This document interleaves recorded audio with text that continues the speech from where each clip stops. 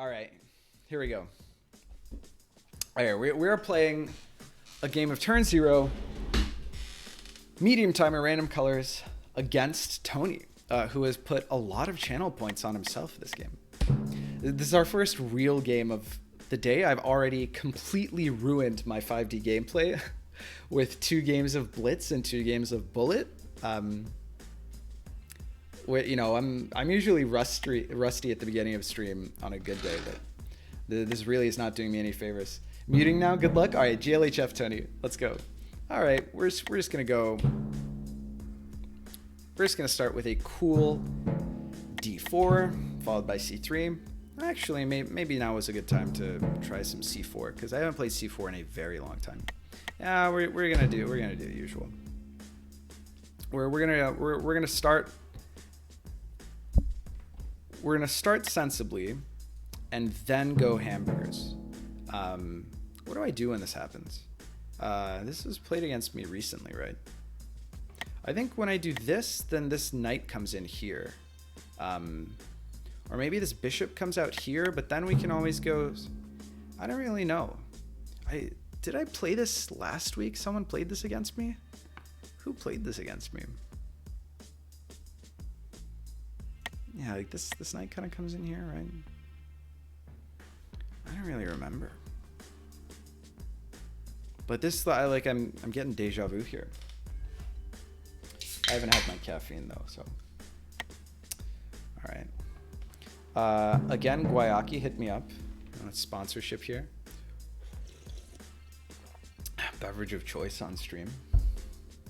Yerba mate. Wow. Wait, that just affords me so much flexibility. I'm actually very pleased. Now what do? I kick the bishop, right? Kick the bishop. Bishop goes back, which I'm actually pretty happy about. I think we probably play... I think we probably play knight bd2. I don't know if I want to pull my bishop out before that happens. This is supposed to be a jazz playlist, like a royalty-free jazz. I feel like I'm emulating a Chess Bros stream suddenly. Which, I mean, I guess isn't a bad thing. It's just... I don't know. Let's see here. I also have to get out of the bullet mindset. Like playing a reasonable game of chess. Knight b2 is actually kind of annoying. If he goes knight d4, then I can't just knight takes because this is pinned to the queen. So the question is, do we unpin? Then g2 sketch. Better to activate here, because then if here, then we can do this. Yeah, I should have played h4 maybe. Well, I mean, that doesn't kick the bishop, but okay. I don't want to flex.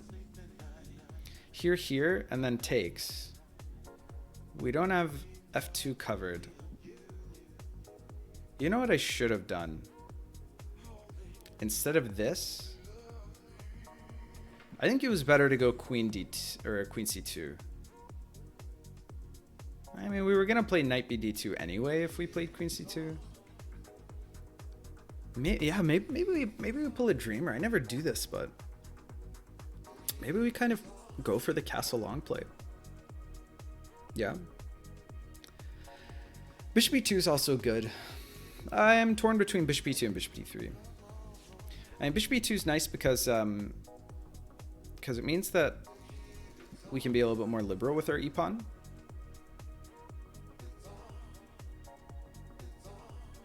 Just a little bit.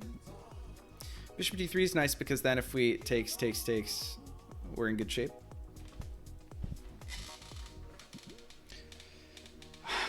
Probably queen c2 now seems so bad. Not like after playing knight bd2, but where else were we gonna play the knight? Like knight a3 is just so sad. So hard to get it. Because here, you know, at least after knight bd2, you get like knight b3 and knight c5. It's kind of happy there. I don't know. It's crazy how much I still have to think in these positions when I've seen this position or a similar position so many times. Like, this is, you know, I've just played this. Okay, to be fair, actually, people haven't started pinning the knight until kind of recently. Like, it was always symmetric. After bishop f4, you'd see bishop f5. That was unexpected. I suppose that this is being prepared. Maybe.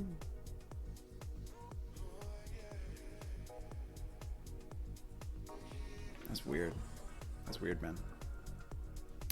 So our options are bishop d3.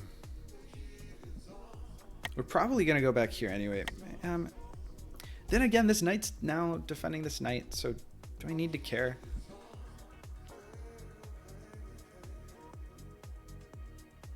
Moon first. I think we're just gonna moon first.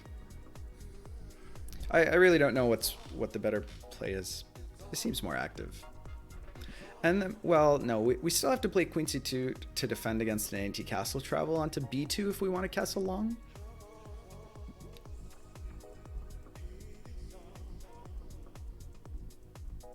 This is kind of nice because, like, if that's the play that we're going for, then we can always play g4, kick the bishop out, and then sack and ruin his pawn structure. I mean, having the doubled pawns on the g files feels pretty bad, just in general. Oh, if we play queen c2 and do that, then we're laughing, right? We're laughing straight to the bank.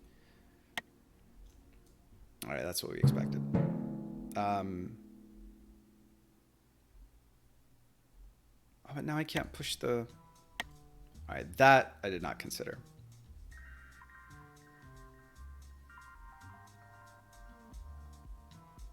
That I didn't consider. The fact that once the bishop goes here, well, I guess we just pull the bishop back, yeah. I don't want to trade it. F7's not defended. Do I care? Whatever.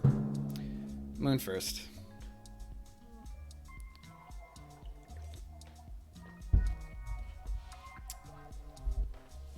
I remember a streamer having a prediction of weather. Oh, of whether he would laugh at a certain point. That point arrived like 5 seconds into the prediction, so he started laughing at Believers getting scammed. So Believers won. What? Me and Aquababy played this like twice against Certus and Icemo and lost. Oh, wow. If it's 2 timelines, I think that it's way better. But I don't know. I really don't have a handle on Twitch culture at all. I'm basically just following this stream and one D&D stream. This is literally our hand and brain game, I think. Oh, wow. Still? Idea, hand and brain bug house. Each player has a hand on one board, one brain on the other. Interesting. Oh, okay, yeah. Or hand and brain 2 timelines, basically. Where one person gets the positive timelines as the hand and the other and brain on the others, and then flip, you know. That's a cute idea. That's really clever. If he wins this, I'm 480 points closer.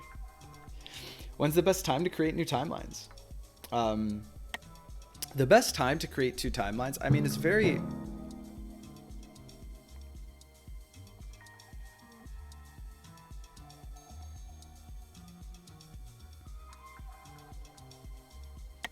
This is good for us.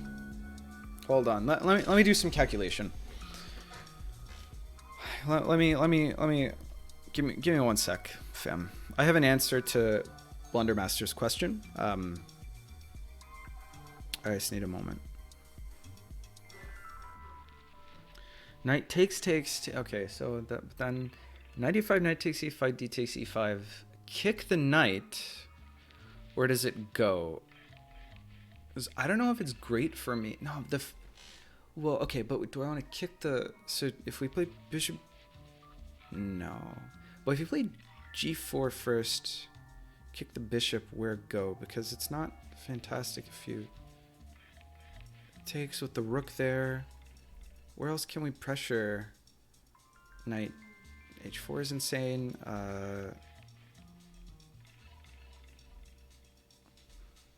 No, that's not great. Oh, wow. He trades now. Hey! By Rook or by Crook 7 is now following. Thank you so much. Thanks for the follow. I really appreciate it. Welcome to the stream. Hope you enjoy. Hope you're having a good time. It's good to have you here. Welcome, welcome, welcome. How's it going? Thanks for supporting the stream. I really appreciate it. By Rook or by Crook 7? Very nice. Let me. Okay, well, maybe that was a nice lull. Everyone has different ideas of what is a winning travel. I still have to get a grip on the game's mechanics. Recently did a few lessons on chess in 5D. All right, so basically the way that it works is you want to save. The way to know whether or not a travel is good is to basically be dynamically evaluating your travels against your opponent's travels.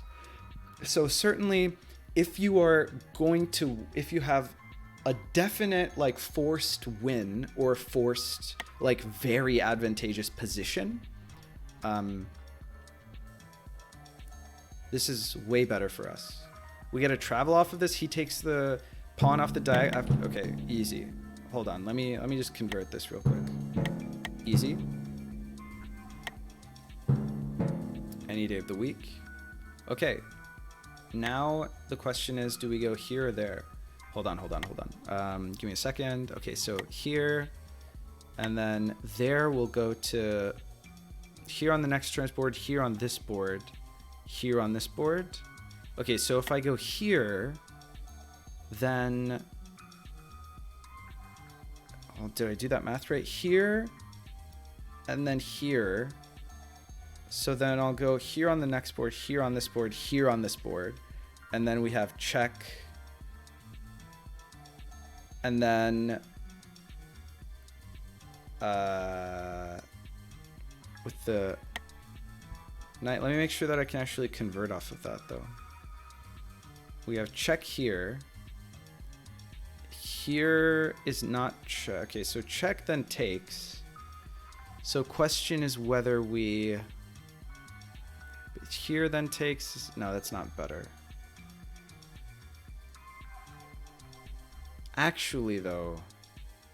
Hold on, no. Here and then takes... Wait, does that travel win us the game?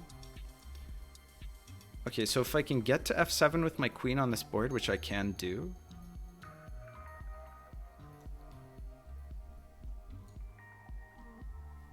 Takes forced only move, because travel doesn't get him... Because it's going to be impossible to... So he has to take with the king. Or, I mean, he could exile. But that's way worse for him. He can't exile, it's smothered. His king is smothered. Oh, he has to take because literal only move and he can't make a timeline because it's impossible. Okay, yeah, so he takes. Check here. Takes. Right? That complicates things slightly.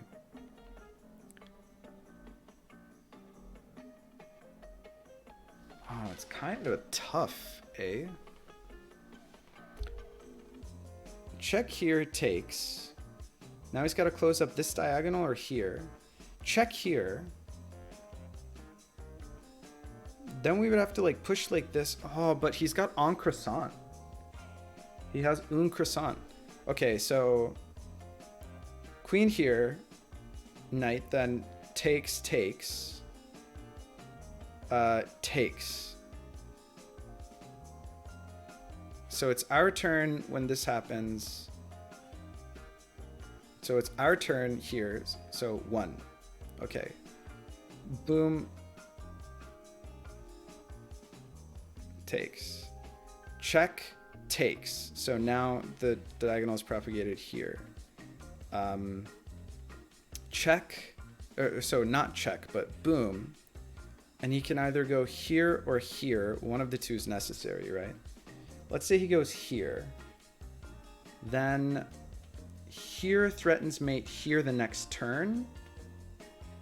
We must have the win, right? Like we've got to have the win. We've got to have the win. It must be true. I just believe it to be true.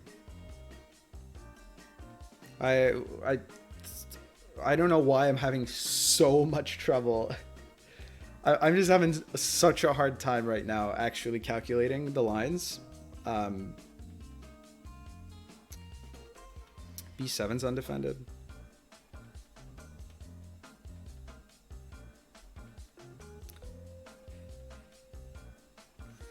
Where's this knight here? Yeah.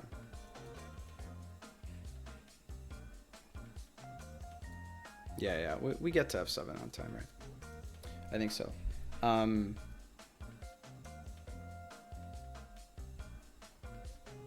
Yeah.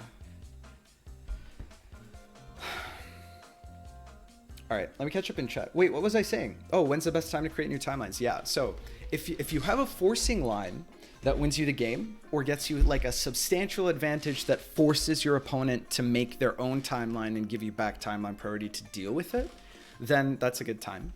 If you're about to lose the game and the only way that you can, the only way that you can prevent that is by making a timeline of your own, obviously that's another timeline. But outside of those two cases is like where the really interesting decision making happens in 5D chess. Because you have to at every point in time evaluate,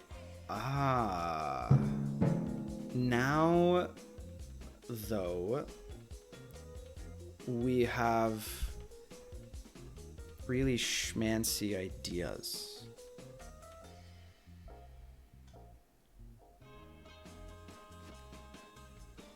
Okay, so we can go back and try to force the travel there, or we can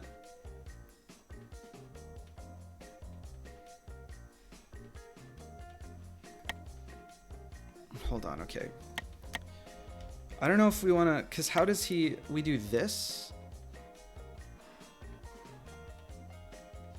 and then what? He's got knight here. That's losing. I think it loses to knight up. Right? That is an undefended pawn, so check. Oh, his king is smothered. We win the... Oh no, he can play knight out. So it does. No, it doesn't. It doesn't play. It doesn't play. He's got the knight on f6, so the knight can just go knight d7 if we travel onto this pawn.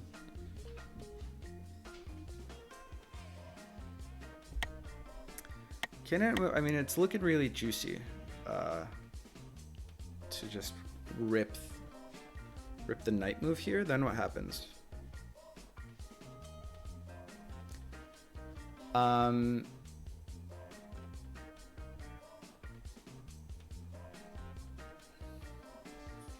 If we see rook c8 after knight e6, sorry, after knight e5, then I think we win.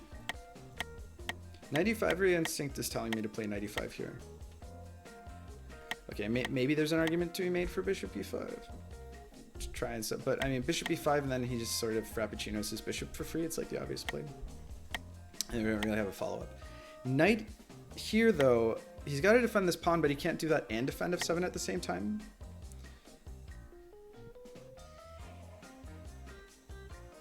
So suddenly, then we can force the issue of like a travel onto here. We sort of let this chill out for a little bit. Oh.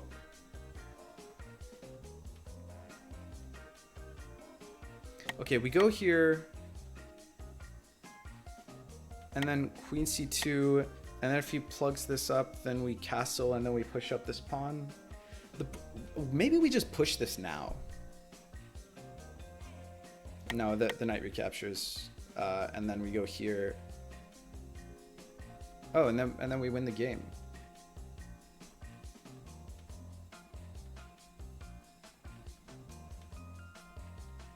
No, we don't.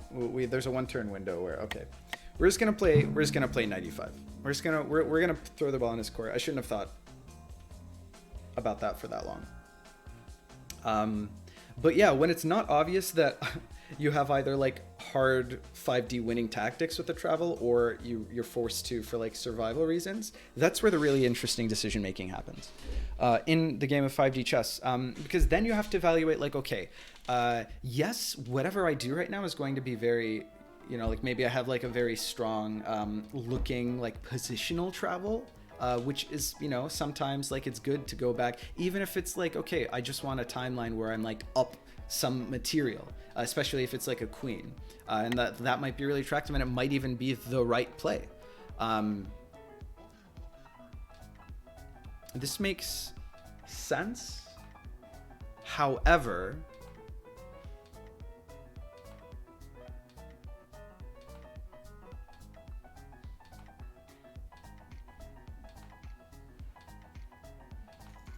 this knight's really annoying. This knight right here.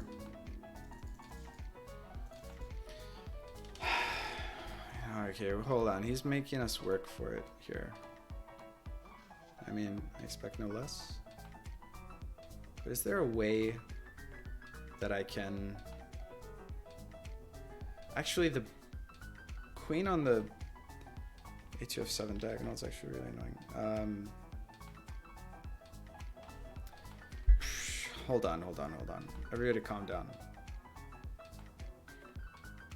Everybody calm down. I have to think. Can't even f7 sack now. Oh, wait, can we? If he doesn't have a... No, because, again, this knight sort of complicates things. Man. Problem is I have to defend g2. I guess I play rook g1. No. Maybe I'm okay. No, if my bishop was on g3. Can I open up the triagonal here?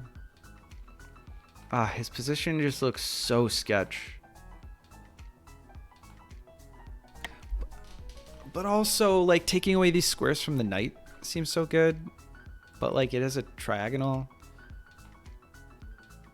I'm weakening e3, and that's, like, something you really don't want to do. But that's, like, the way that I get counterplay here, right?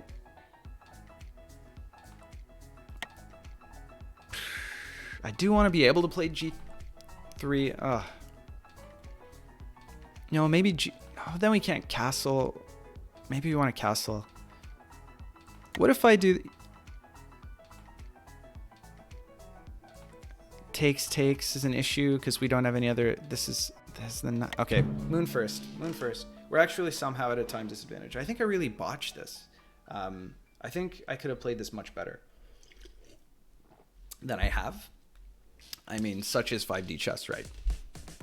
Anyway, what I was going to say is, it is like much scarier. It is much stronger to have 2 travels than to have 1 travel.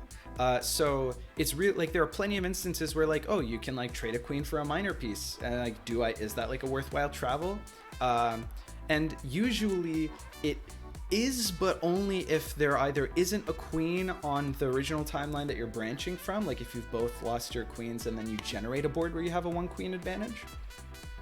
But if not, then you know, like 2 travels means that there are so many more, like there's so much more 5D space where your opponent can create plays.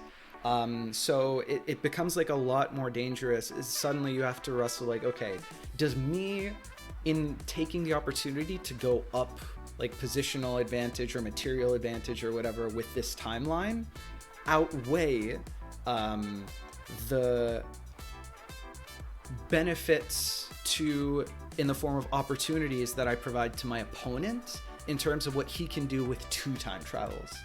And a lot of the time it's, well, really hard to tell, but the 2 time travels counterplay is so strong that you really have to like finesse the position in a very specific way in order to make time traveling like sort of safe to do, which is just great in terms of like the strategic depth of this game. That's where like a lot of it comes from. Like I think if it were okay to just like make timelines whenever for incremental advantage, the game would be a lot more degenerate and a lot more like explosive and a lot in like an unfun way.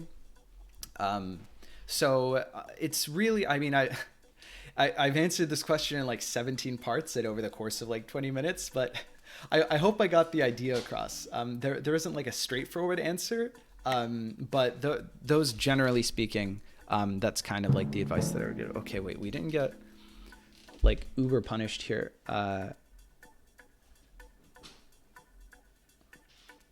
Which is good. That's an interesting, I think that's just a super like, well, I guess he wants to bolster this pawn, right?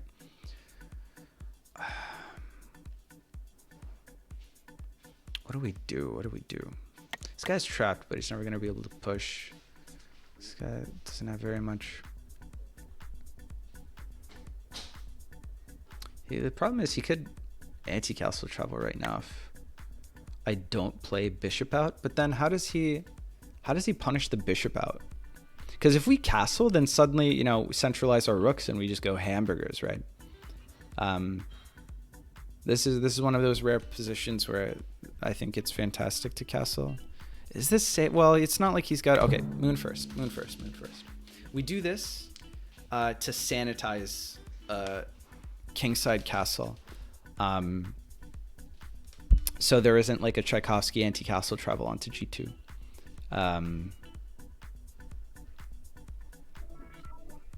I mean, it is the fact that we pushed f3 makes this kind of like marginally sketchy, but I mean, at the end of the day, like whatever. We got a queen on e3, and we got this pawn chain blocking this diagonal, so the g1 a7 diagonal. So I think it's probably fine. But Tones is putting up a good fight here.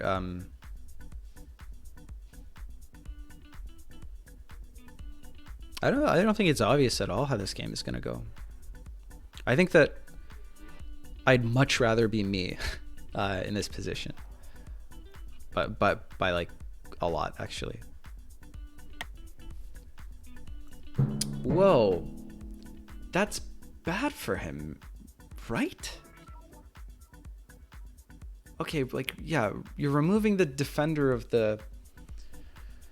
Like you're challenging the defender of the, and then if I castle now, it also won't, you know, like I can't take here because it will propagate. But I mean, there is the other defender, so I don't really care. Maybe I just castle here. No, because that, but then takes, well then here, we're fine to castle here, he said, hopefully. Whatever, man, we're gonna go for it. We're gonna go for it. The rare 5D chess castle. I think I'm trusting my instincts that this is totally fine here, because if he removes this, bro, look at this king, man. Come on, get the hell out of here. The thing is, if he travels, like I was saying before, like if we get the 2 timelines to play with, the double travels, then I think that we. Is that good? I don't even know if that's very good.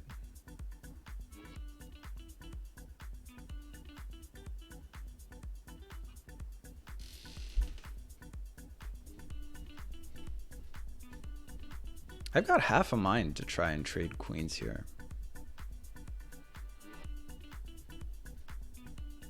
Unfortunately, half is insufficient.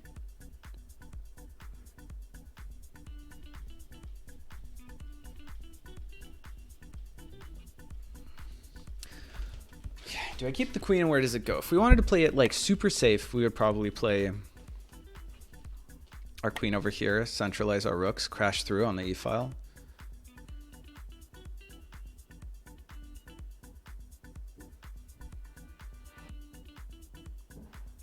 There's part of me that wants to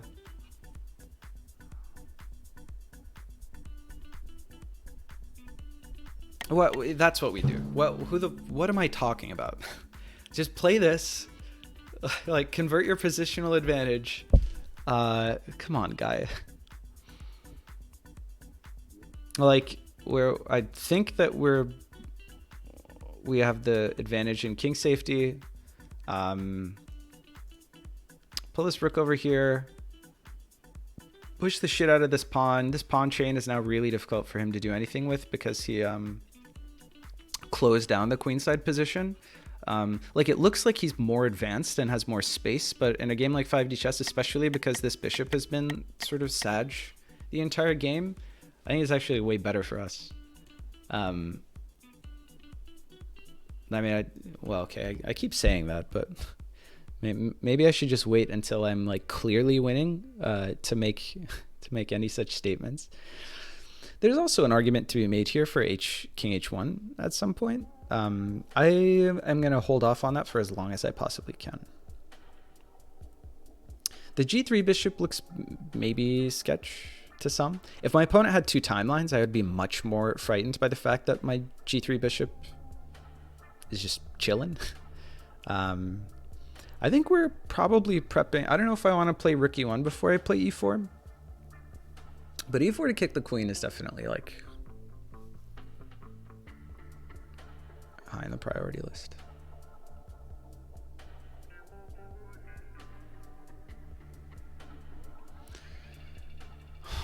There's also, I kind of also want to play, like the other angle that we could take this is queen f2 followed by knight g4 to kick this knight. And then, you know, like if takes, we have like the battery here. Because I don't know what else we can do. Whoa, he just opens it up just like that. Wait, he's gonna give us the...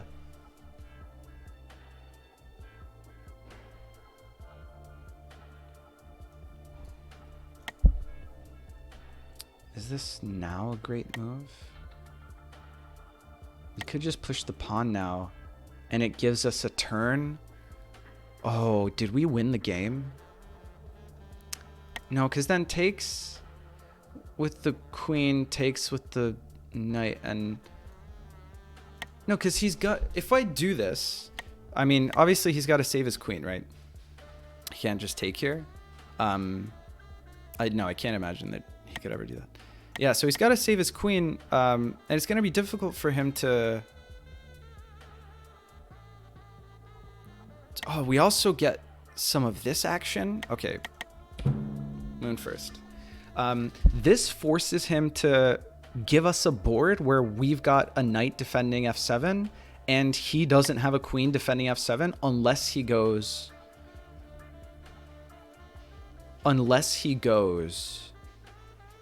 queen e6 right here and now. Then it's kind of sketchy to... I was gonna say, yeah, it's like the only play here. But what's the best way to capitalize? Because if I travel onto here on this board with a queen, then like forced and then takes, but then he doesn't have to do shit, right?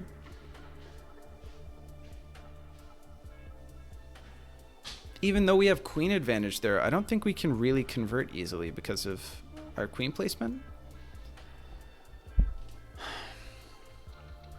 Oh man, now the question is what we do here.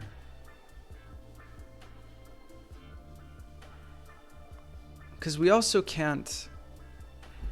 Man, this game is too hard, man. And now I wish I'd played queen h1 so we could just push the shit out of this, right? Actually, let's say that we push this pawn. No, then I have to follow the triagonal all the way out to the ends of the earth, and that just seems really terrible for us.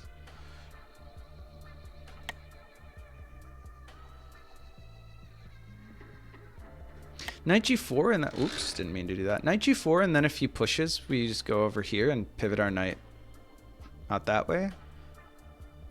Doesn't feel terrible. I really want to play king h1 at some point. Knight here does mean that this queen is on... No, because knight and then bishop out. I don't want to activate the bishop. All right, we're low on time. I don't see a way to force the issue here responsibly, so I'm just not. I simply won't. Opening the eyes of our bishop to threaten an eventual back rank is kind of nice. The fact that he's moved this rook and can't castle is nice, although castling feels pretty bad here in general.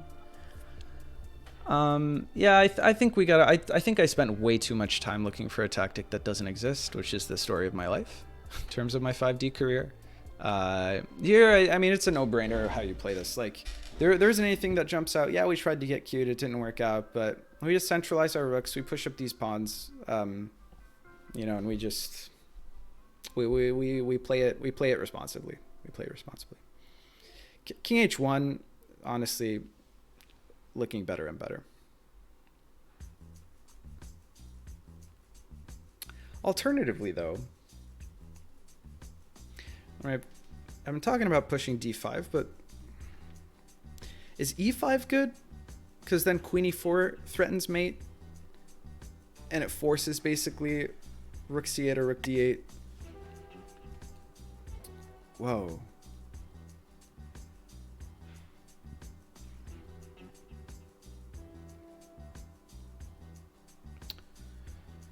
Forcing the queen off of...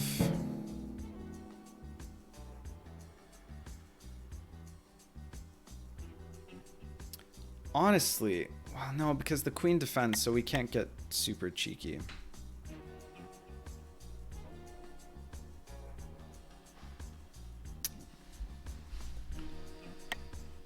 Here, but that, no. God damn. The fact that he's got such an inactive bishop makes me feel like this is good. You know what? I've made my decision. Obvious queen takes, and then we kick the queen like this, right? I feel pretty good about that.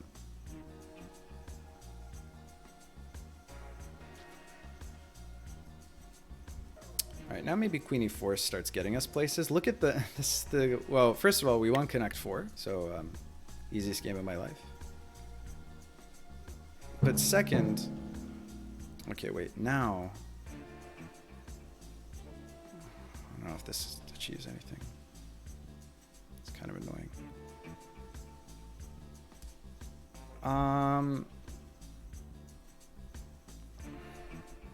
This is really annoying because we can't perch our queen here yet.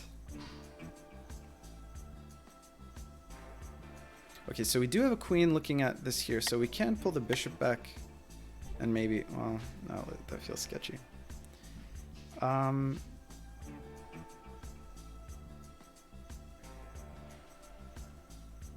You know what? It's possible that we... No, because queen... What if we allow the trade and we open up here? Okay. I need serious time. I'm spending way too much time on this. That seems really annoying, and I don't want to enable that. So we're going to do this right now. If he might attack the head of my pawn chain here in a second.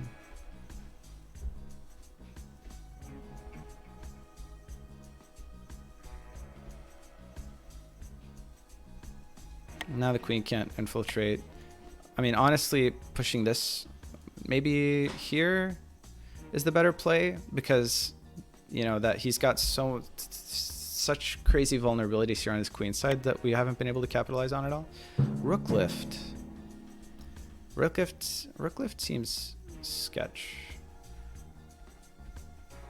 Rook lift. How the hell do we kick this queen?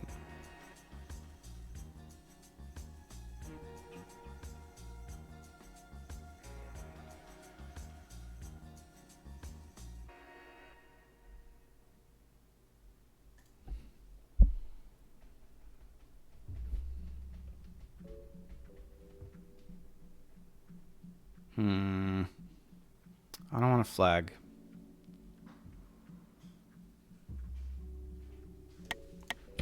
Let's close up the trigonal like this. And then maybe... Then again, I don't want to open up... I feel very, like, mentally inflexible right now. I think that this is a good way to do it, to force an opening here. Because if push we take, either way the defender here is removed. And if his queen backs up like this, then we can go up here. And now we're threatening shenanigans all up in his business. We've closed the trigonal, so I can also start pushing up here. It's like shockingly, I'm sure there's a way through. I'm sure there's a way to penetrate, but I don't know. I haven't been seeing anything very clean. Maybe there just isn't. Again, you know, don't want to get caught up in... Don't want to get caught up looking for tactics that aren't there. It's always so hard to tell. I mean, that's 5D chess, baby. Whoa. What? But is that good though? All right, now suddenly I'm like slightly spooked. Okay. That was a good waiting move.